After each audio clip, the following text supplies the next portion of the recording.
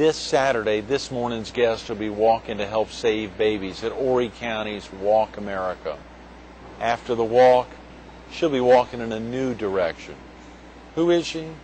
You'll meet her coming up next on Carolina People.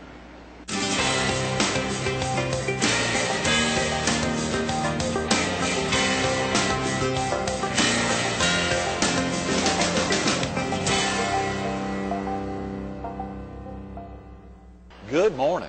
Welcome to Carolina People.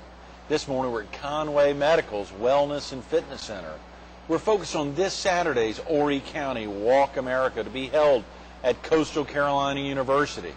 And we're visiting with the Executive Director of the PD Division of the March of Dimes, Joe Fisher. Yeah. Good morning, wow. Joe. It's great to see you, Greg. 1, 2, Thanks for 3. having me. It's great having you in. This is so exciting. We're getting so close, Joe. I'm so excited. We're just a few short days away. It is amazing. From an amazing walk to help save babies. It's really, you were with us just a couple of weeks ago, and before that, just a couple of months before that. We are really trying to drive it home.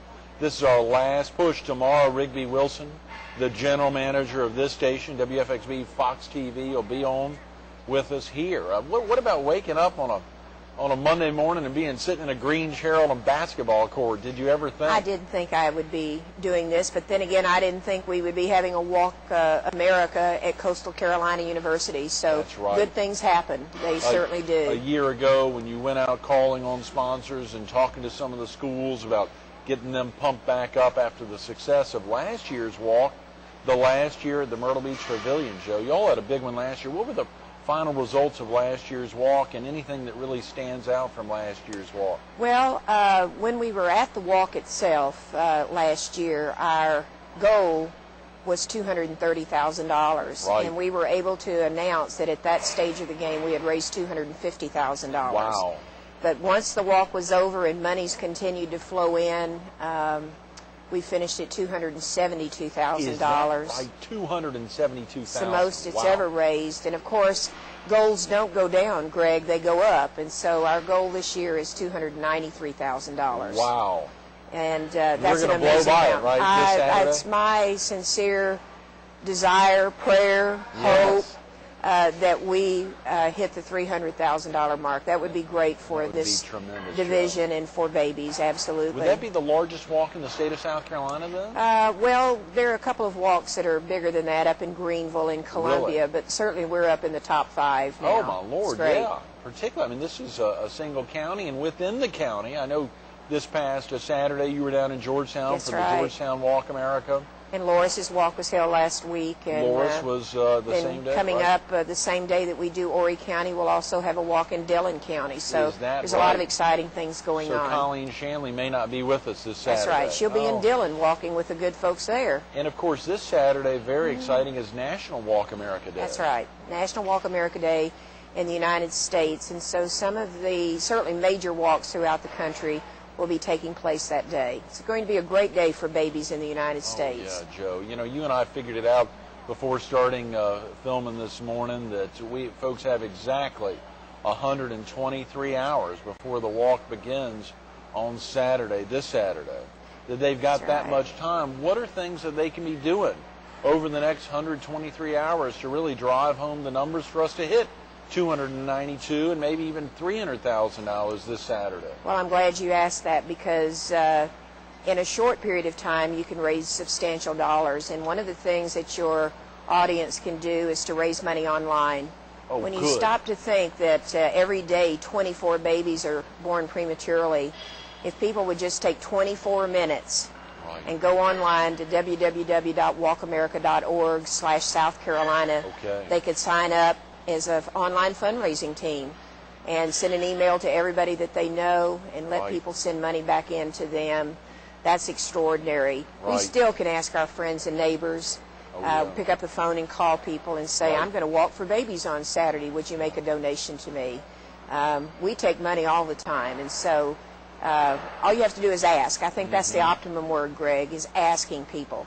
And if someone says no, say, I'm not throwing your 3x5 card away. I'll be back next year. Good. And then ask someone else. Absolutely. That's a very good point. And it is difficult when you call and someone's like, well, I really can't be a part of this Saturday's walk. But at the same time, they may be interested in helping out for another March of Dimes event, or just, as you said, sending in a donation to your office on Laurel Street over here in Conway. That's exactly right.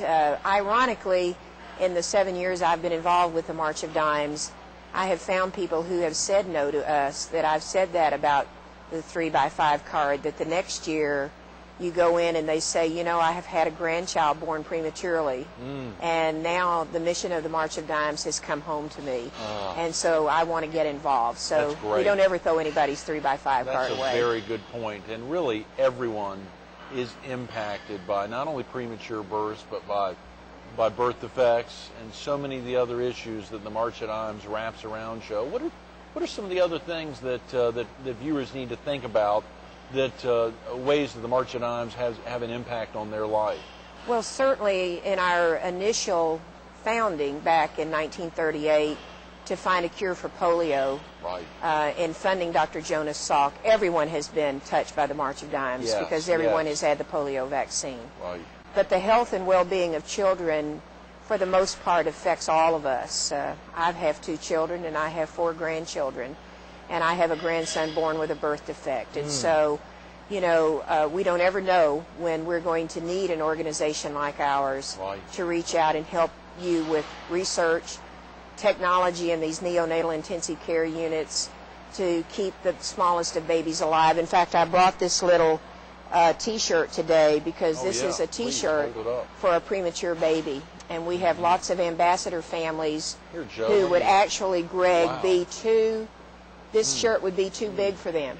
When you think about a baby that only weighs 1 pound, 2 ounces, that's a very small baby. You say this shirt would be too big. That's right. This shirt would be too big for a premature baby. It would be too big for a baby that's in the 1 pound, 1 pound, 4 ounce, that a Band-Aid would be the size of a blood pressure cup. Brian Simpson's son, Owen, you know, of course, as well as Mark Mitchell's twin boys, who were all 3 of those young boys born around 2 pounds, 2 pounds 1 ounce, 2 pounds 4 ounce. Of course, we were blessed to have Brian and Mark with us recently. Obviously, so many other parents that have been impacted by premature births. That's a powerful testament. It really is. And Greg, they didn't think they would have premature babies. Oh, yeah? The spouses did everything right, and the next thing you know, in comes a baby that is only 1 pound, 2 ounces. Right. And a lot of people, again, say to me, well, you know, this doesn't impact my world. My feeling is this is someone's baby, and the March of Dimes cares about every baby, and we want your audience to care about every baby as well. We want them all to be healthy. Oh, yeah. And we're working toward that day that everybody will get their 9 months and they'll deliver healthy children. We've got some very powerful statistics over the years, Joe, and obviously you've been with us a number of times, filming up in Marion, filming all over the PD, being together at walks, and you and your amazing husband, Sterling, have attended a heck of a lot of walks, but I've seen so many different instances where, for instance, you've pulled off a wedding band and highlighted that could go up the, not only around the hand, but up the arm, all the way to the shoulder area. Absolutely. For a lot of premature babies. And this is really an opportunity for folks this Saturday to make a difference. But of course, having been with us so many times, there's always amazing statistics. What are some of those statistics? They're startling. The startling statistic is that premature birth is now a national health crisis in the United States.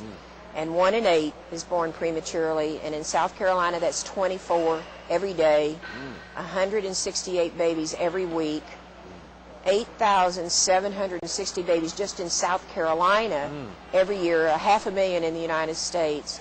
And sadly, in South Carolina, 524 of those babies will not reach their first birthday. No. Think about the roller coaster ride for the parents, grandparents, friends, and family and those to have medical those professionals who really have such empathy and sympathy for the families, but also that interactivity.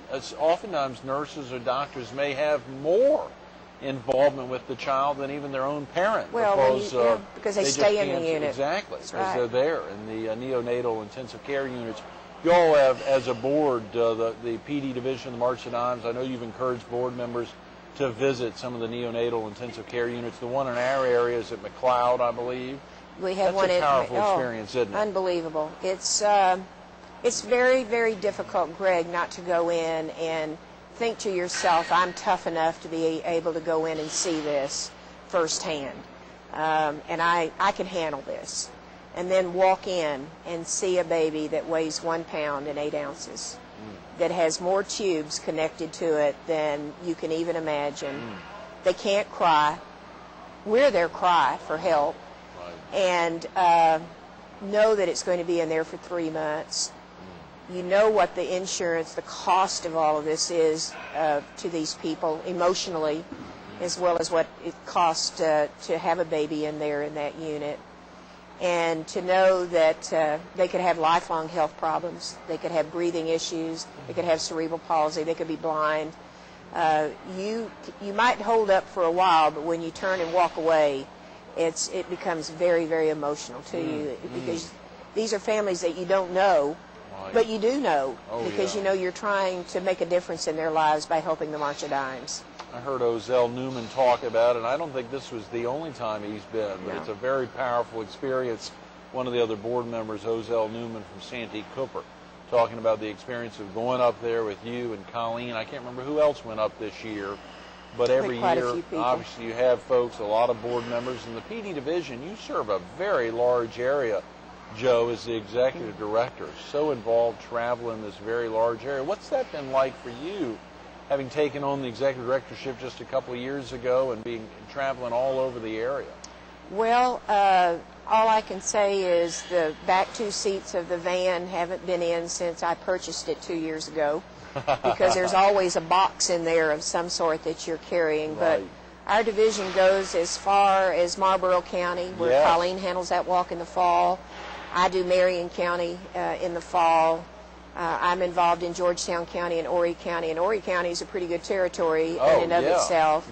And then Colleen is in Dillon and in Lake City, so we spend about 80% of our time out on the road, calling on teams, calling on potential sponsors, meeting families, getting hot dogs ready for walks and that sort of thing. But it's a very rewarding experience, Greg. It really has been. I bet it is. And of course, this past Saturday, as we said, you were in Georgetown. How'd the walk turn out? The walk, it was a beautiful day. We had about 400 people come out to walk for babies. Great. That is a very, very nice walk site. They walk through the historic district of Georgetown County, and then come up the boardwalk and come back.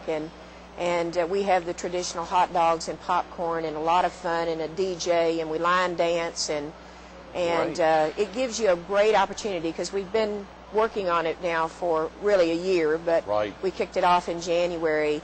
It gives you an opportunity to say thank you, and you get to get up close and personal to all the people that are involved in the campaign. We had a good time.